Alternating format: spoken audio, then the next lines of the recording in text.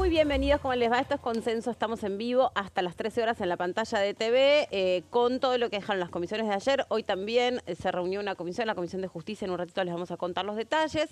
Y el último de los anuncios que hizo el vocero presidencial, Manuel Adorni, diciendo que efectivamente el 15 de septiembre va a haber cadena nacional y se va a presentar el presupuesto nacional 2025. Todo eso se lo contamos en un ratito, estos son los títulos.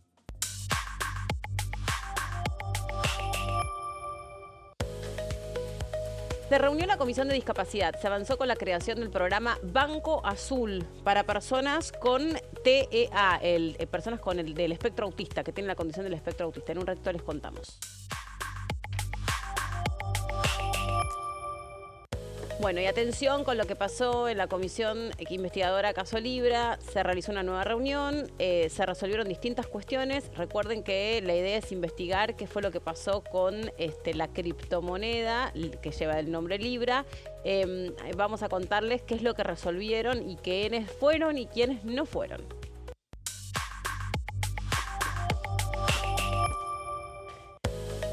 Comisiones de Energía y Combustible con la de Presupuesto y Hacienda dieron dictámenes de mayoría para avanzar con los proyectos de ley sobre el hidrógeno verde, y las energías renovables. Ahí estamos viendo al diputado José Luis Espert, que también fue protagonista esta semana, ¿no? De todo lo que dejaron las elecciones y todo lo que se viene. Bueno, presento al equipo.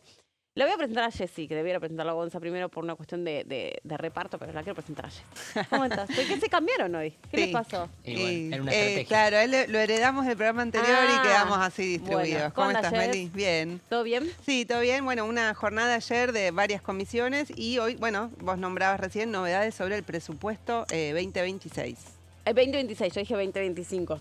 Ay, chicos, no me van a tener paciencia. ¿Cómo andás, Gon? Y un poco ofendido, ¿viste? No, sí. Porque la saludaste primero. No, mentira. Todo bien, Meli, todo bien. Bueno, me alegro. Esperando acá, bueno, lógicamente el próximo lunes, algo que ya nos tiene acostumbrados el presidente de la Nación, el hecho de cuando hay una cadena nacional, una presentación y demás. Lo que no recuerdo si aclaró que será aquí en el Congreso. No, Claro. justo, perdón que te interrumpa, estaba leyendo a nuestros colegas del parlamentario porque creo que en el tuit como que no queda claro y justamente los chicos del parlamentario lo que dicen es eso, no se aclara si va a venir al Congreso de la Nación y de hecho Lo se más cree probable que no. es que no. Es que no. Está bien, Sí. claro. Lo pensé en voz alta porque, claro, No, en el pero tuit es de Adorni... que es de recién, ¿eh? Claro. Te perdonamos, porque aparte estabas al aire. Exacto. Es de recién, pero por suerte contamos con Jessy. Yo leí lo mismo que vos, como que se cree que no va a venir. Ujú. El informe del presupuesto obviamente sí tiene que pasar por el Congreso, pero no es obligatorio, no es mandatorio que quien lo venga a presentar, sea el presidente o el ministro de Economía, vengan al Congreso. Es una Claro. tradición. Claro. Más que Sí, nada. y tiene, pensemos que esto está atravesado con lo que dijo el presidente Javier Milei el domingo, luego de los resultados de la elección bonaerense, ¿Qué de donde todo? dijo el rumbo económico Sí. continúa. Se profundiza. Se profundiza, entonces, bueno, ahí va a haber una disputa, porque a la vez también se está convocando a los gobernadores para hacer alguna mesa política federal.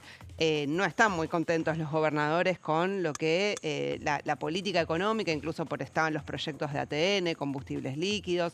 Entonces se va a revivir una disputa ahí en base a cuáles sean los lineamientos, ¿no?, que presente Javier Milei en este presupuesto 2026, que recordemos que el año pasado vino al Congreso a presentarlo, pero luego no prosperó el tratamiento. Sí, Ujú. sí, obvio. Y también es importante remarcar, y Jessy me podrá ayudar, y vos también, Meli, con la memoria, esta metodología a la cual ya nos estamos acostumbrando, y completo lo anterior que decía mientras reflexionaba en el medio de la pregunta, que nos acostumbra al hecho del horario nocturno argentino, Milei en cuanto a las presentaciones, también nos está empezando a acostumbrar a este tipo de, bueno, el presidente es quien viene a presentar el presupuesto, algo que habitualmente antes no pasaba.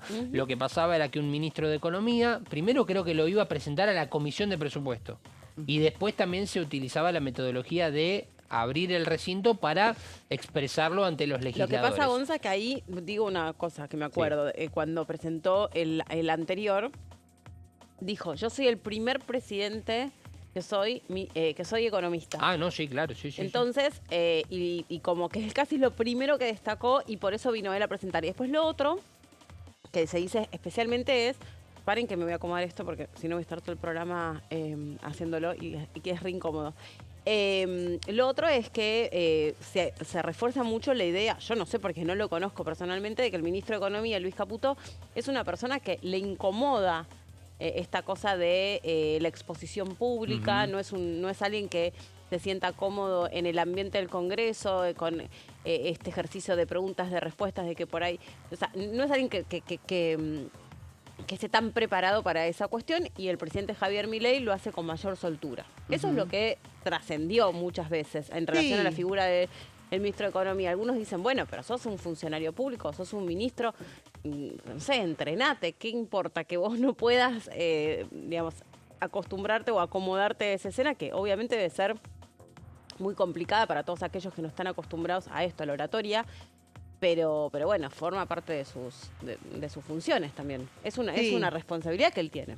Por supuesto, y bueno, veremos si hay una orden de que vengan otros funcionarios del Ministerio de Economía, que además tampoco hay que descartar que pueda llegar a haber cambios, ¿no?, dentro del gabinete, Es verdad. que es algo que por estas horas, si bien Luis Caputo es parte de la mesa de decisiones del Poder Ejecutivo, bueno, hay que ver si hay cambios en su cartera, sea su nombre o sean otras personas, que están dentro de la órbita que hoy tiene a cargo Luis Caputo.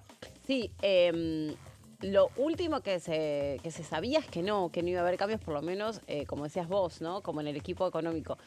Me acuerdo de otros presupuestos que también muchas veces cuentan con la participación de equipos técnicos que acompañan a, no sé, el ministro de Economía en su momento, cuando era Sergio Massa. Bueno, al revés, él era ministro de Economía, pero él fue muy elogiado cuando presentó el presupuesto porque como que lo bajó precisamente un lenguaje más llano, y se acuerdan que lo hizo en Pasos Perdidos, creo que su presentación. Sí. La última, por lo menos la que yo me acuerdo, y como que todo el mundo dijo, bueno, es la primera vez que más o menos los que no somos economistas entendíamos de qué se trataba lo que se presentaba, porque muchas veces son las famosas filminas, ¿se acuerdan? Claro. Que son gráficos y estadísticas y qué sé yo. Y ese fue el último presupuesto aprobado por el Congreso. Ese fue el último presupuesto aprobado. Sí, claro. Ese fue el que se fue prorrogando durante la gestión Milei. Que fue pensado y planificado en el 2022 para el 2023. En el 2023 para... 2023 para el 2024. No, me parece que fue de 2022 para 2023. Claro, era saliendo de la pandemia. Porque el del 2023 para el 2024 no se aprobó, si mal no recuerdo. Que se acuerdan que el del 2024 para el 2025 no se aprobó. El anterior, me acuerdo, que era el que presenta Guzmán. Sí. Y que le preguntan, creo que en la Comisión de Presupuesto de Hacienda le preguntan, ¿y qué pasa si, o sea, todas estas estimaciones están calculadas como si se terminara la pandemia, y si no se termina, bueno, y si no se termina, no se terminó? Y se acuerdan que quedó, pero todo, o sea, claro, recontra desactualizado. ¿Se acuerdan de esa parte? Sí, sí, creo totalmente desactualizado, sí. Como, bueno, se prolongó la pandemia, se prolongaron las decisiones, estuvimos sobre todo... principalmente la ciudad de Buenos Aires estaba haciendo un poco de memoria, un año más recluidos, o casi un año más. Y este presupuesto también tiene otro atenuante, que es que el gobierno nacional, así como también el PRO por su cuenta, presentaron un proyecto similar, o en realidad el del gobierno todavía aún creo que no se presentó, no se conoce el texto oficial, pero sí pudimos conocer por lo menos la propuesta del PRO de que si vos presentas un proyecto que requiera una partida presupuestaria para, sea lo que sea, un programa, para fortalecer un sector o lo que sea, vos necesitas saber de dónde se va a financiar, cómo se va a generar ese dinero o de dónde. Sí. Entonces, para ese tipo de iniciativas vos necesitas justamente presupuesto y partidas actualizadas, se supone. Entonces, es lo que da la impresión de que en este caso puede llegar a prosperar el presupuesto, más allá de que la presentación el presidente de la Nación siempre las hizo. En este caso ya llevamos dos presupuestos, inclusive uno con la gestión de Alberto Fernández en el último tramo no aprobado, y con el del año pasado tampoco sin aprobación. Entonces uno piensa que este puede llegar a prosperar en cuanto al tratamiento. Después veremos. Pero necesita mucha negociación. Exacto. con las provincias. Por eso es tan importante lo que surja. Sí. Ahora había otra nueva reunión en Casa Rosada, lo que surja de, bueno, esta decisión que empieza a tomar el presidente de la Nación de ir más por un costado más político. Vieron que él hasta acá había dicho muchas veces que, bueno, que lo suyo estaba más enfocado en la macroeconomía, en la representación de la Argentina, en las relaciones internacionales, en buscar otros países aliados que quisieran invertir en nuestro país, con el RIGI, con las inversiones extranjeras, en el campo, con el litio, etcétera, etcétera. Bueno, ahora resulta que las cosas han cambiado un poco y él mismo lo dijo, de acá a octubre, o sea, tiene que ser el piso, ¿no?, sobre el cual nosotros podamos crecer, dijo el presidente de la Nación, entre otras cosas, el domingo cuando reconoció la derrota. Bueno, ahí seguimos con este tema del presupuesto. El otro tema es lo que pasó ayer en la comisión del caso Libra. Hubo ausencias, hubo presencias. Hay intenciones de que algunos funcionarios vengan, comparezcan, expliquen. Hay todo un seguimiento que se está haciendo, me contaban ayer, alguien que entiende mucho de cripto, sobre las transferencias que hace Hayden Davis horas antes de entrar a la reunión con el presidente Javier Milei. Eso está todo rastreado, o sea, se pudo identificar bien cuánto transfirió, a quién le transfirió, qué movimientos de plata hizo, o sea, por un lado, y como toda una mirada puesta en eso, pero bueno, acá es la investigación política. Jessy, vos trajiste este tema. Sí, para repasar un poco qué es lo que definió la Comisión Investigadora Libra en el día de ayer, que era la primera vez que había hecho citaciones y tenía que recibir a las personas que había citado para hacerle preguntas. Bueno, de 4 citaciones que hizo, finalmente hubo una que se hizo presente, otra que envió un escrito que no pudo comparecer por problemas de salud, y eso en el caso de 2 especialistas. Y hubo 2 funcionarios vinculados a la Oficina Anticorrupción que no asistieron. Déjame, Jessy, antes de ir a las placas, porque me olvidé.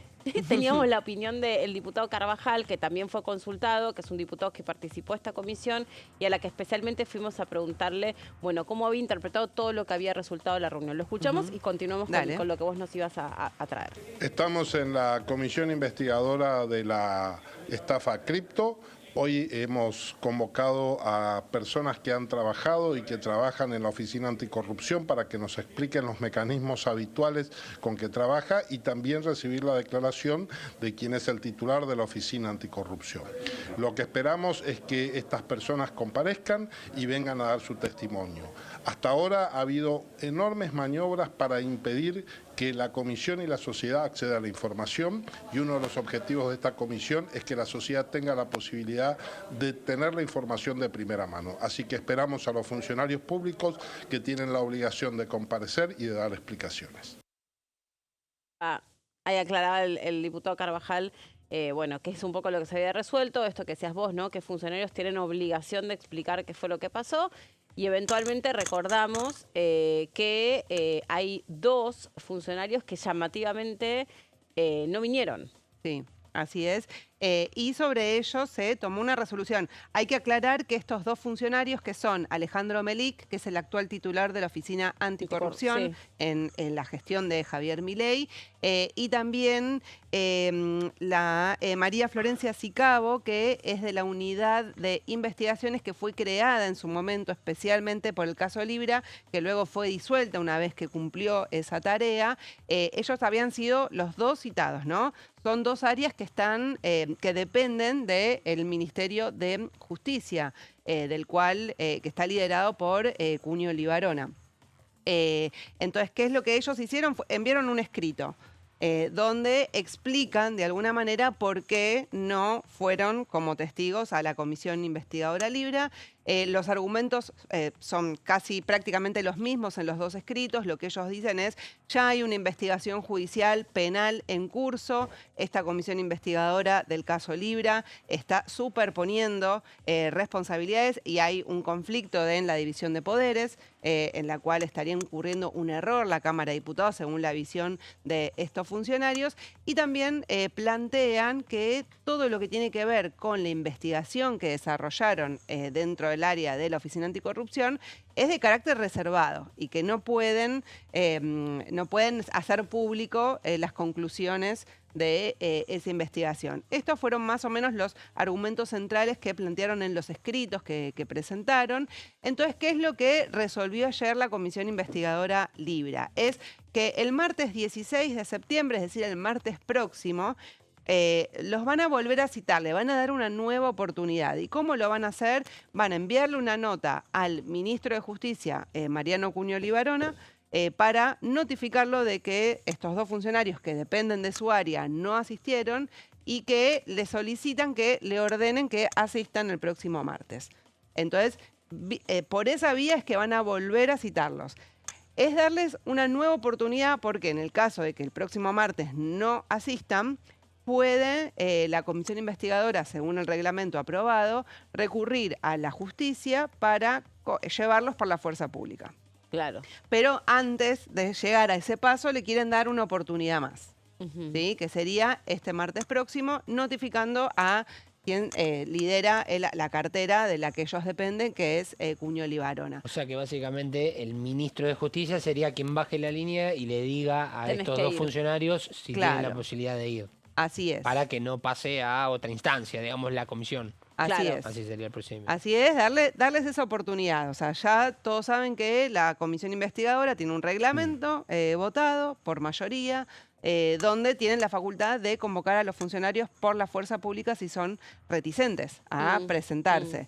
Entonces, bueno, quieren agotar todas las instancias. Así que esta es una de las definiciones importantes que se tomó el día de ayer. Vamos ahora a la siguiente placa, porque otra de las resoluciones tiene que ver con la convocatoria, es ponerle fecha a la citación a la secretaria general de la presidencia, a Karina Milei, hermana del presidente Javier Milei, donde establecieron un menú de opciones también, ¿no? Como para intentar que tenga todas las opciones disponibles posibles y que la convocatoria por la fuerza pública sea la última instancia, ¿no?, a la que se recurra por parte de la comisión. Entonces, resolvieron ponerle fecha... Perdón que te interrumpa. Sí. ¿Por qué pensás, o qué es lo que... No, ¿por qué pensás vos? Sino, ¿qué es lo que se huele de por qué le dan tantas oportunidades a los funcionarios que también están demostrando que no quieren dar explicaciones por los motivos que sea, un poco porque es información confidencial, supongamos, etcétera? Pero, ¿por qué pensás que en vez de, como se dice comúnmente, digamos, pudrirla de arranque, decir, mira, te mando la policía y vení para acá y explica como sea, es, no, te volvemos a invitar, vamos a hacer un poquito más... ¿Por qué pensás que se da como en pasos esto? Y yo creo que perdón, pero no es que te estoy pidiendo ni te estoy exponiendo que es una opinión personal, pero capás que tenés ahí sondeado... Por los argumentos que dan los integrantes de la Comisión Investigadora Libre, ellos quieren que, primero, que se cumplan todos los derechos, digamos, que tienen las personas para... pueden ir con un abogado, o sea, le dan todas las garantías y no quieren que la comisión investigadora quede como que de una de movida quiere llevar por la fuerza pública a todos. Claro. O sea, quieren que esa sea la última instancia, quieren darles a todos la oportunidad y que quede constancia de que el objetivo es investigar. Se quiere recabar la información, se quiere recopilar la información. Ellos necesitan colaboración. Claro, hacer preguntas y, bueno, tienen que hablar con los protagonistas también, que están involucrados. Está bien, porque me acuerdo que cuando fue, digamos, no se parece, pero se parece, la comisión que averiguaba los causales para juicio político para los integrantes de la Corte. ¿Se acuerdan que había, ahora, no sé si no era un asesor de uno de los jueces, que todo el tiempo, como él también tenía una causa en la justicia, él a todas las preguntas respondía artículo, no me acuerdo el número, ¿te acordás? Y no profundizaba. Y era, bueno, ¿y usted por qué recibió tal mail? Artículo no sé cuánto. ¿Se acuerdan ustedes? No me acuerdo quién es lo más impreciso que estoy dando. No me acuerdo quién era y no me acuerdo cuál era el artículo, pero todo el tiempo esgrimía esto. Entonces yo creo que también... Claro, que nadie puede declarar en su contra. En contra suyo. Sí. Y como él estaba básicamente respondiendo en una causa judicial, si él generaba esas declaraciones, o interpretaba que generaba esas declaraciones en la comisión, le estaba dando de alguna manera insumos a la justicia que podían ser usados en su contra. Claro. Entonces, él estaba ahí, porque además no tenía otra que estar ahí y digamos, comparecer, Pero bueno, y todo el tiempo se amparaba en esto. ¿Se acuerdan esta situación? Sí, no me acuerdo bueno, tampoco lo mismo, quién no quién tan era, preciso, pero un poco que se entendió. Así es, sí. No, y además o si no, ahora lo buscamos dentro para del ser más reglamento prolijos. también la comisión le da las garantías de que todas las personas que sean citadas pueden participar con un abogado que les sugiera, ¿no? Esto, bueno, esto te conviene responder, esto no, o sea, que tengan todas las garantías de responder lo que pueda responder, ¿no? Si hay una investigación en curso. Así que sí, es agotar todas esas instancias. Por eso, bueno, decíamos... O sea, van a ir más friendly, de más a menos. Claro, Lo más así friendly es. posible, vengan acá, expliquen, cuenten, y si no, bueno, tendremos que echar mano a recursos un poco más incómodos. Así es. Y en el caso de Karina Milei, decíamos, secretaria general de Presidencia, le dan un menú de opciones. Es que le ofrecen 2 fechas tentativas para citarla, el martes 23 de septiembre o el martes 30 de septiembre, que son los días en los que trabaja la comisión y se fijó como agenda de trabajo. En caso de que no pueda estos 2 días, le dicen, decinos vos una fecha en la que puedas. Sí. Si no, también le ofrecen como opción, no podés venir a la Cámara de Diputados, van las autoridades de la comisión a la Casa Rosada y te toman declaración, te hacen las preguntas en la casa. ¿Pero se televisará? Eso no está claro, por eso no cayó tan bien esa propuesta que hizo la coalición cívica de la opción de ir a Casa Rosada, ¿no? De hecho, manifestaron algunos diputados que no les terminaba de cerrar mucho esa opción. Finalmente fue lo que se votó y, bueno...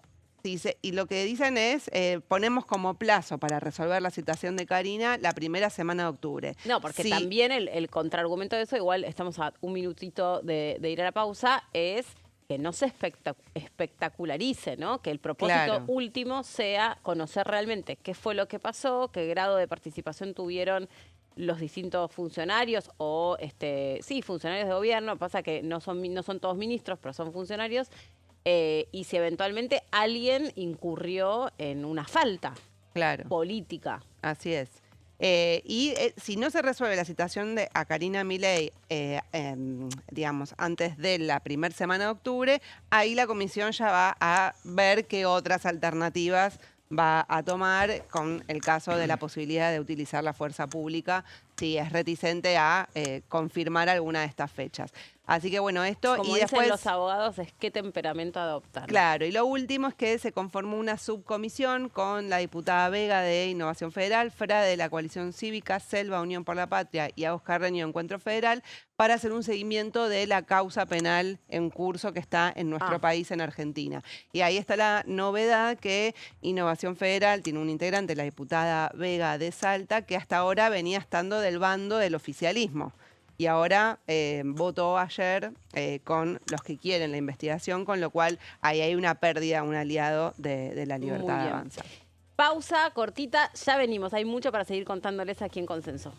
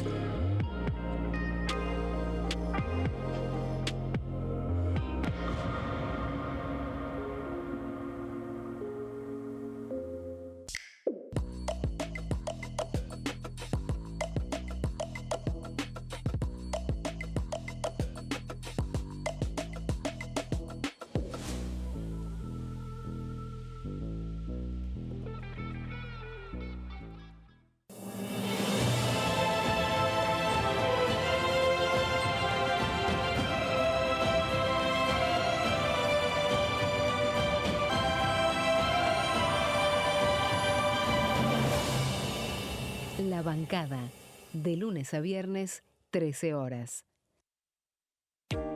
¿Qué se vota este año? El domingo 26 de octubre se realizarán elecciones legislativas para renovar parte del Congreso de la Nación. La Cámara de Diputados se renueva por mitades cada 2 años. Este año se elegirán 127 diputados. La cantidad de bancas asignadas a cada distrito se determina en función de la población de cada provincia. asegurando un mínimo de 5 diputados para aquellas con menor cantidad de habitantes. En tanto, el Senado está conformado por 72 integrantes y cada 2 años se renuevan por tercios. Este año finalizan su mandato 24 senadores que fueron electos en 2019. ¿Qué elige cada región en la elección nacional? Región Noroeste, NOA. Jujuy renueva 3 bancas en la Cámara de Diputados. Salta renueva 3 bancas en el Senado. Renueva 3 bancas en la Cámara de Diputados. Catamarca renueva 3 bancas en la Cámara de Diputados. Tucumán renueva 4 bancas en la Cámara de Diputados. Santiago del Estero renueva 3 bancas en el Senado. Renueva 3 bancas en la Cámara de Diputados. La Rioja renueva 2 bancas en la Cámara de Diputados. Región Noreste, NEA. Formosa renueva 2 bancas en la Cámara de Diputados. Chaco renueva 3 bancas en el Senado. Renueva 4 bancas en la Cámara de Diputados. Misiones renueva 3 bancas en la Cámara de Diputados. Corrientes renueva 3 bancas en la Cámara de Diputados. Región Cuyo. San Juan renueva 3 bancas en la Cámara de Diputados. San Luis renueva 3 bancas en la Cámara de Diputados. Mendoza renueva 5 bancas en la Cámara de Diputados. Región Pampeana. Santa Fe renueva 9 bancas en la Cámara de Diputados. Entre Ríos renueva 3 bancas en el Senado. Renueva 5 bancas en la Cámara de Diputados. Córdoba renueva 9 bancas en la Cámara de Diputados. La Pampa renueva 3 bancas en la Cámara de Diputados. Buenos Aires renueva 35 bancas en la Cámara de Diputados. Ciudad Autónoma de Buenos Aires renueva 3 bancas en el Senado. Renueva 13 bancas en la Cámara de Diputados. Región Patagónica. Neuquén renueva 3 bancas en el Senado. Renueva 3 bancas en la Cámara de Diputados. Río Negro renueva 3 bancas en el Senado. Renueva 2 bancas en la Cámara de Diputados. Chubut renueva 2 bancas en la Cámara de Diputados. Santa Cruz renueva 3 bancas en la Cámara de Diputados. Tierra del Fuego, Antártida e Islas del Atlántico Sur renueva 3 bancas en el Senado. Renueva 2 diputados nacionales.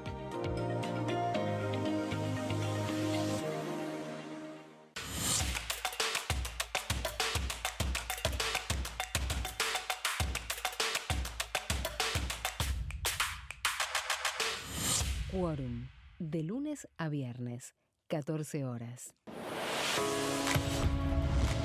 ¿Cómo funciona el Congreso? Cuando un proyecto de ley ingresa a la Cámara de Diputados, ya sea presentado por un legislador, enviado por el Poder Ejecutivo o producto de una iniciativa popular, se trata primero en el ámbito de las comisiones. Las comisiones son el espacio de análisis y debate sobre los proyectos conformadas por legisladores de distintos bloques. Hay 46 comisiones permanentes que son centrales en la discusión parlamentaria, como Presupuesto y Hacienda, Asuntos Constitucionales o Legislación General. Existen también 32 comisiones especiales que tratan temas específicos. En su mayoría son bicamerales, es decir, que están compuestas por diputados y senadores, como la bicameral de trámite legislativo, encargada de analizar los decretos del Poder Ejecutivo. Para que un proyecto sea tratado en el recinto, debe contar con el apoyo de la mayoría de los integrantes de las comisiones a las que haya sido girado. Al finalizar una reunión de comisión, se dictamina sobre la pertinencia de tratar el proyecto en el recinto. El dictamen puede plantear la aprobación del proyecto o su rechazo.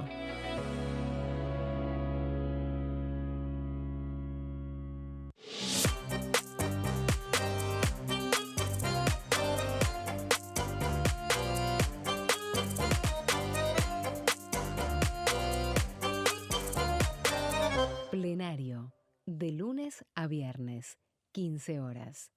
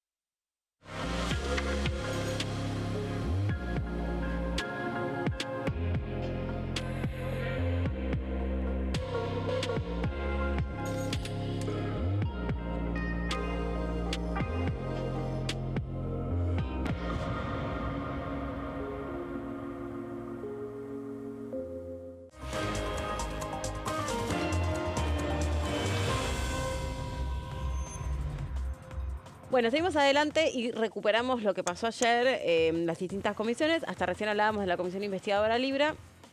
La otra comisión que estuvo activa es la Comisión de Discapacidad, que avanzó con un proyecto que nos contaba Gonza, que es la de los bancos azules. ¿Se acuerdan? Que es para identificar y concientizar sobre las personas que tienen trastorno del espectro autista, TEA.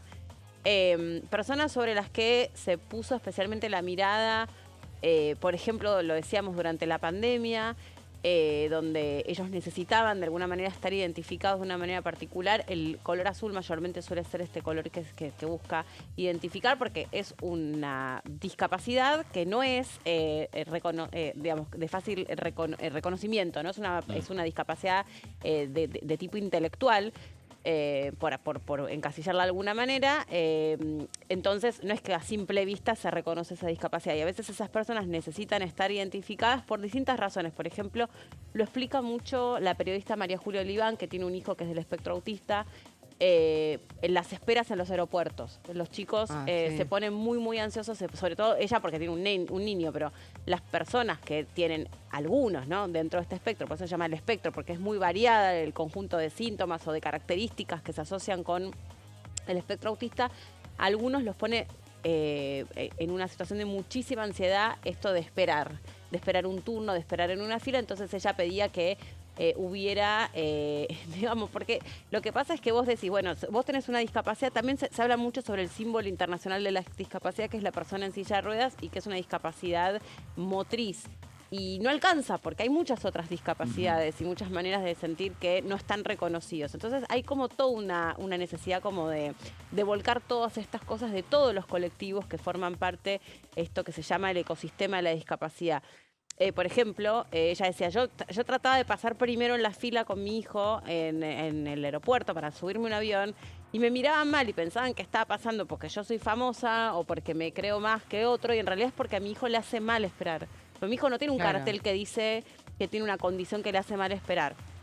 A veces es con un color, entonces, que se busca esto, a veces es con... Y te sumo algo más, Meli, que inclusive lo estuve hablando con un amigo el fin de semana, me contaba una situación que le tocó llevar a darse una vacuna, no recuerdo cuál, a su hijo, y en el turno anterior a la persona que le tocó con anterioridad, claro, imagínense que era una persona con...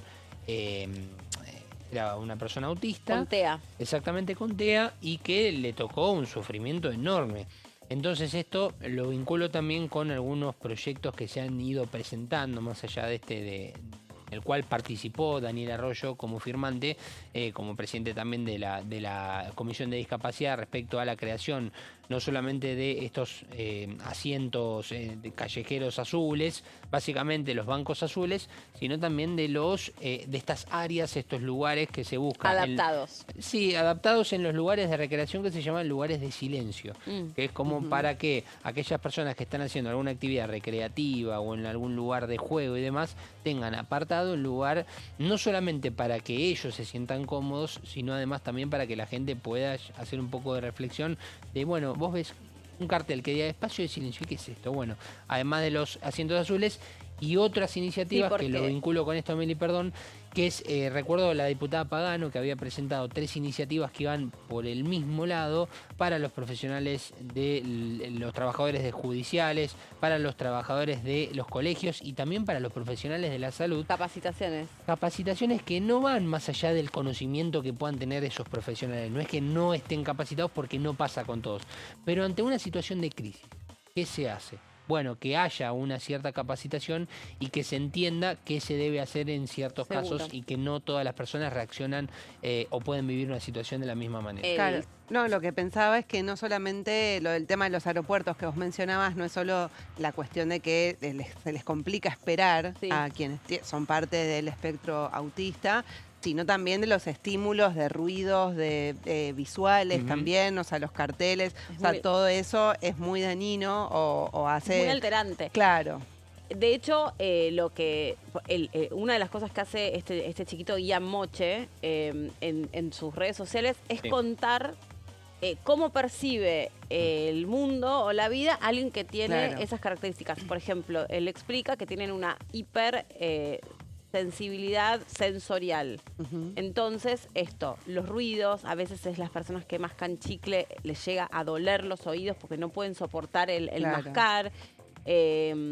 La espera, algunos olores, otros tienen temas al tacto que no pueden tocar determinadas telas. Bueno, la literalidad también, que es otro tema. La literalidad. El hecho de alguna broma que tal vez nosotros podemos hacer, como yo al principio que te dije, no sé, estoy ofendido y era una broma, y esa persona se lo puede tomar, estás ofendido en serio, y hay una preocupación extrema por esa cuestión que no se entiende por la literalidad. De hecho, a mí me explicaba Ian Moche, por ejemplo, en las clases de educación física, supongan ustedes, el famoso juego del oso dormilón o la mancha venenosa. O sea, por ahí es esto de adaptar esos mismos juegos, pero no ponerle mancha venenosa, porque por ahí alguien realmente, si tiene esa condición, puede pensar que se va a infectar de algo. Son todas cosas que no están ni pensadas y que pensamos que todos percibimos el mundo de la misma manera, y bueno, es como reconocer que no, que si hay alguien que es del espectro autista y tiene estas condiciones, estas características, está bueno ponerle otro nombre, no sé, el juego de que te toco con la mano y punto. Bueno, pero todo este tipo de modificaciones, de cambios, de adquirir, por ejemplo, dentro de un espacio público y también privado, el hecho de que haya un banco azul, de que haya un espacio de silencio, un espacio aparte para las personas, lleva también a que muchas otras personas, y me incluyo, y si quieren las incluyo a ustedes o no, pero la realidad es que para hacer un poco más de conciencia, para entender las situaciones y para también un poco sensibilizarnos a situaciones, empatizar con situaciones que jamás imaginamos que pueden afectar a otro, y ahí es donde, bueno, se hace un poco de hincapié. Sí, tenemos la palabra del diputado Roberto Sánchez de la UCR por la provincia de Tucumán, que participó de la Comisión de Discapacidad. Decía esto. Hemos presentado un proyecto de resolución que en definitiva es un proyecto de pedido de informe al Poder Ejecutivo Nacional a través de lo que nos compete la Constitución Nacional por los hechos últimos que han sucedido y los audios que hemos escuchado, en el caso donde están involucrados personas que trabajaban en el Andis y que nombran a algunos empresarios por el hecho de que se cometían sobreprecios en las compras de estos medicamentos, y es por el cual nosotros hicimos una serie de preguntas, ¿no? Porque en este caso también intervino lo que es la justicia federal haciendo algunos tipos de allanamientos en el Andis y también en otras oficinas de algunos empresarios, y a donde se consiguió también algunos sobres con dinero, y es obviamente una situación de presunta corrupción, a donde también en esos audios se involucra o se habla de funcionarios del Poder Ejecutivo Nacional, y también nombran a la secretaria general de la Nación, ¿no? Vemos con mucha preocupación, y por eso hicimos una serie de preguntas donde nosotros de acá de la Cámara de Diputados le solicitamos al Poder Ejecutivo una serie de preguntas, son casi 8 o 9 preguntas, por ahí de las que más recuerdo es que nos brinde el informe de lo que es las distintas contrataciones que se hicieron en los últimos 2 periodos, y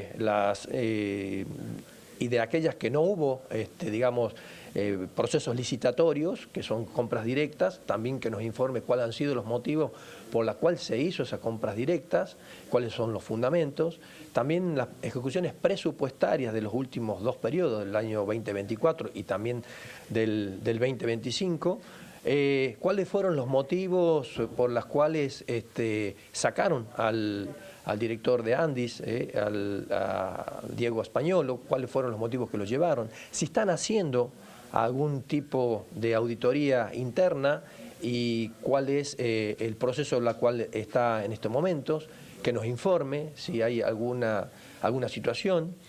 También si es que otras instituciones de control como la CIGEN o la Oficina Anticorrupción han hecho alguna investigación sobre este caso. Bueno, una serie de preguntas que le hacemos al Poder Ejecutivo, que tenemos nosotros la obligación, que es el órgano de control, la Cámara de Diputados, de hacerle al Poder Ejecutivo estos últimos acontecimientos de público conocimiento que realmente han sido un escándalo y que está en manos de la justicia para determinar presuntas corrupciones. Y también nosotros, como diputados nacionales, necesitamos saber cuál es el proceder de lo que es el Poder Ejecutivo Nacional. Estábamos recordando, ¿vieron la serie Atypical? No, esa no. Que es sobre un chico con que en realidad tiene dentro de lo que es el espectro autista el Asperger, que es como le está diciendo Jessy, que son como esos chicos que tienen mucho desarrollo intelectual, son personas que por ahí tienen un tema de interés, en este caso en el de Atypical, creo que eran las estrellas, no me acuerdo, pero creo que eran las estrellas, los astros, y saben un montón y son como mega investigadores del tema. Y capaz, obviamente, no sé, qué sé yo, en otras cosas como puede ser deportes, son menos hábiles, pero en algunas áreas intelectuales son brillantes. Y en la serie un poco te muestra, ¿cómo, Sin? ¿Qué me dijiste? Pingüinos, era la especialidad del... Era experto en pingüinos, sí, mira, bueno, no me acordaba, yo pensé que era en algo relacionado a las estrellas. Bueno, y saben un montón y llegan como un nivel de profundidad de conocimiento que vos decís, wow, o sea, esto. Pero también sufren mucho porque en otras actividades o en otras cosas no pueden lograr ese grado de conocimiento. Y también un poco porque, por ejemplo, yo conozco un caso de un chico que es un chico que tendrá 25 años más o menos y no vive acá. Sabe muchísimo de política, pero muchísimo política internacional. Pero yo en un momento me hacía preguntas que decís, no tengo preguntas. Como él sabía que yo era periodista, él suponía que yo estaba a su altura. Claramente no estaba a su altura y no tenía respuestas para todo lo que me preguntaba, pero me preguntaba cosas como, wow, o sea, estás para un premio Nobel. Y todo el tiempo le decía, es que no sé, no sé qué responderte, no leí tanto como vos, no sé, bueno, impresionante, pero sabe de eso. Claro. Y después tiene 25 años y por ahí no sabe viajar solo, ¿entienden? Entonces está bueno porque uno va conociendo, bueno, qué sé diferentes casos. Y las barreras que tienen y cómo perciben la vida y demás. Bueno, y hay otro testimonio que es el del diputado Carlos García de La Libertad Avanza de la provincia de Chaco, también hablaba cuando terminó la comisión. Bueno, participando de la reunión de la Comisión de Discapacidad, donde los distintos bloques están presentando distintos proyectos, un poco prestando atención a cada uno de los planteos. Sabemos que es un tema sensible, un tema complejo, que desde el gobierno estamos tratando de resolver y obviamente que vemos a una oposición, a distintos sectores de la política que plantean las situaciones con una mirada puramente y exclusivamente ideológica, donde por ahí se confunde esta idea de tratar de resolver los problemas o de buscar una solución con las cuestiones políticas. Así que, simplemente seguir participando de la comisión y agradecerte por la posibilidad, de que me dé este espacio un poco para comentarle al televidente de lo que estamos participando y qué es lo que estamos haciendo. Bueno, ahora seguramente vamos a seguir contándoles qué es todo lo que pasó ayer. Jessy, ¿vos tenías algo para agregar de posibilidad de sesión? Sí, se está trabajando entre los bloques de la oposición en una sesión para el próximo miércoles 17 de septiembre. Cuando hablas con algunos diputados que están trabajando en esta sesión, te dice estamos viendo los temas porque quieren construir un quórum, ¿no? Entonces quieren ver bien qué es lo que incluyen. Está la posibilidad, bueno, los emplazamientos para los pedidos de informe de todo lo que tiene que ver con la Agencia Nacional de Discapacidad a partir de los audios de Españolo, puede ser un tema. Hay que ver qué pasa si salen efectivamente mañana los vetos a la Ley de Financiamiento Universitario, ATN y la emergencia en pediatría, que mañana es el plazo que tiene el gobierno. Eso puede ser que se incluya dentro de esa sesión para construir el quórum. Y está la media sanción del Senado al cambio a la ley que regula los decretos de necesidad y urgencia, que podría ser también algo que se incluya en esta posible sesión. Claro. Gonza, trajiste un proyecto para compartir con nosotros. Sí, exactamente, porque nos metemos en un tema que por ahora recién es un proyecto que se ha presentado, que no está en la agenda rápidamente, pero que sí posiblemente, Meli, te sientas identificada vos, yo, Jessy o cualquier persona que esté escuchando del otro lado, porque en este caso el diputado Óscar Agojarreño de Encuentro Federal por la provincia de Córdoba ha presentado una iniciativa para realizar una modificación a la ley de tarjetas de crédito. ¿Qué pasa con esta situación? Si nos ponemos a pensar y posiblemente por ejemplos propios, por ejemplos de familiares, por ejemplo de amigos, de conocidos, escuchemos que existe hoy en día la posibilidad de que uno pueda llegar a hacer sus compras en determinado día del mes con tarjetas de crédito, ¿sí? Porque hay promos bancarias, porque tal vez necesitan justamente de la tarjeta de crédito, porque bueno, no llegan capaz que digamos, al final del mes justamente con el salario o los salarios que puedan llegar a cobrar por sus empleos. Entonces hay una cierta preocupación en muchos casos de muchos usuarios y no tiene que ver solamente por una cuestión vinculada a la necesidad económica o no. Es decir, es una mezcla entre las dos cuestiones. La necesidad económica y por lo cual mucha gente está recurriendo a la tarjeta de crédito y por otro lado el pedido de más información, de más precisiones y demás respecto a qué pasa con los resúmenes, qué pasa con la fecha de vencimiento de justamente los recibos o los resúmenes y también con otras cuestiones. Los reclamos. Vinculados al funcionamiento de las tarjetas. Claro, y para que tengamos en cuenta cómo funciona esto, bueno, muchos reclamos llegan a través de la presencia en realidad, de los usuarios, de asociaciones, de gremios, de juntas, de vecinos o de personas individuales que traen un reclamo a los diputados o inclusive hasta pueden llegar a hacerlo a través de sus redes sociales, ¿no? Esto de, pedir justamente por alguna modificación. Cuestión que las comisiones que tendrán que hacerse cargo, digamos, de esta iniciativa, de este proyecto, son las de finanzas, que es la primera competencia, y la de defensa al consumidor, del usuario y de la competencia. En definitiva, es un proyecto que puede llegar a tener el visto bueno, que no tiene mayores complicaciones, por lo menos desde lo que requiere económicamente hablando para las arcas del gobierno. No sería alguna cuestión tan problemática desde lo presupuestario y por eso no está el giro de presupuesto y de Hacienda. Después habrá que ver también, el lobby de los diferentes sectores, sobre todo de los bancos, para ver si están de acuerdo en realizar este tipo de modificaciones. Vamos a adentrarnos un poco en cuáles son los puntos principales en donde se busca hacer modificación a esta ley. En principio, la identificación del proveedor.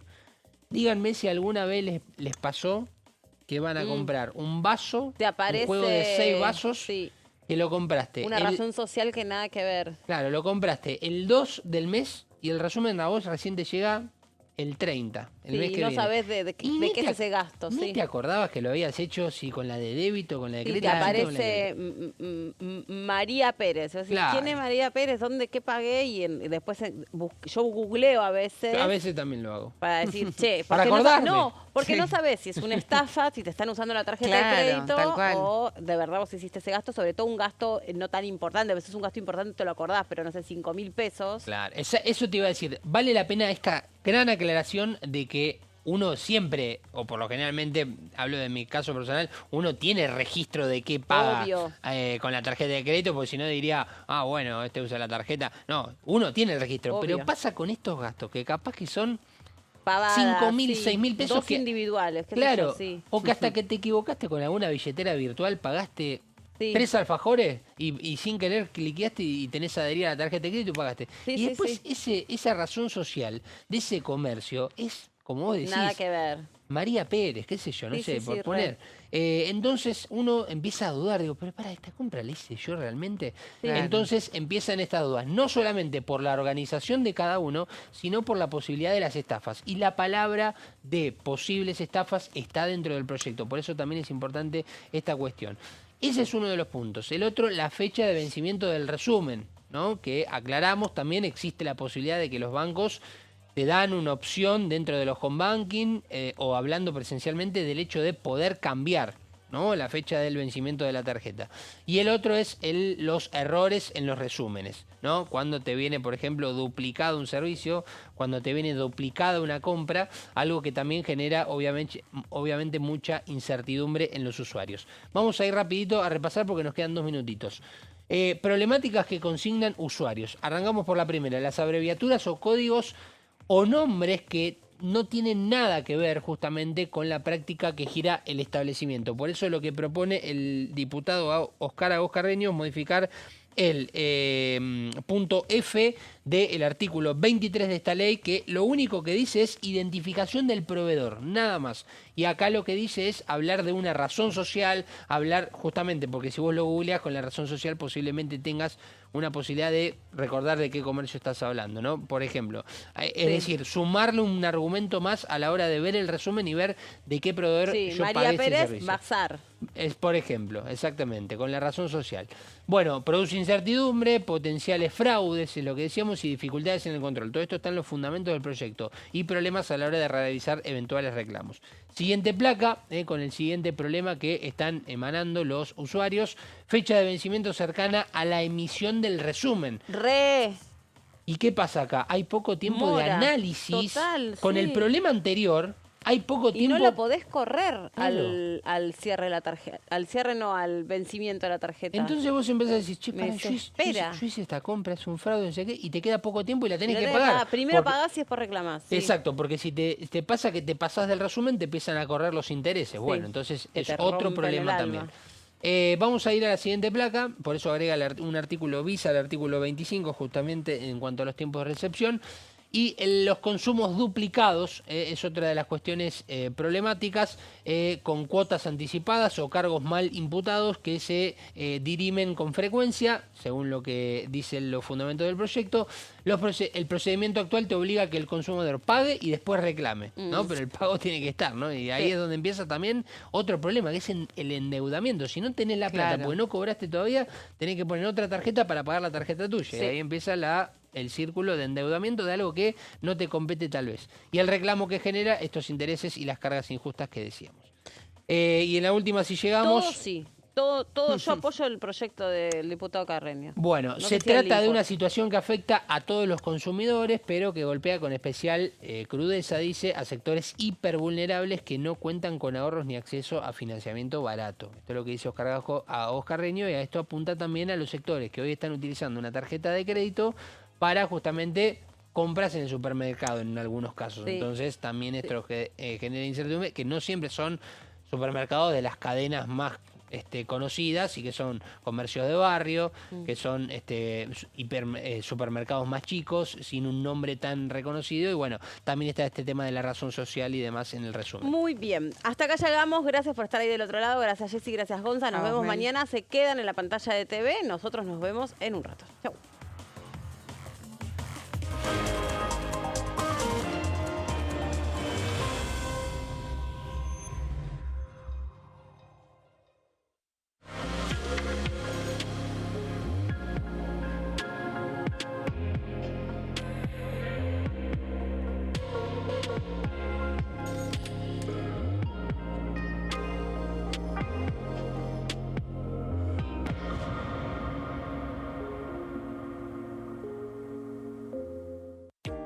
¿Qué se vota este año?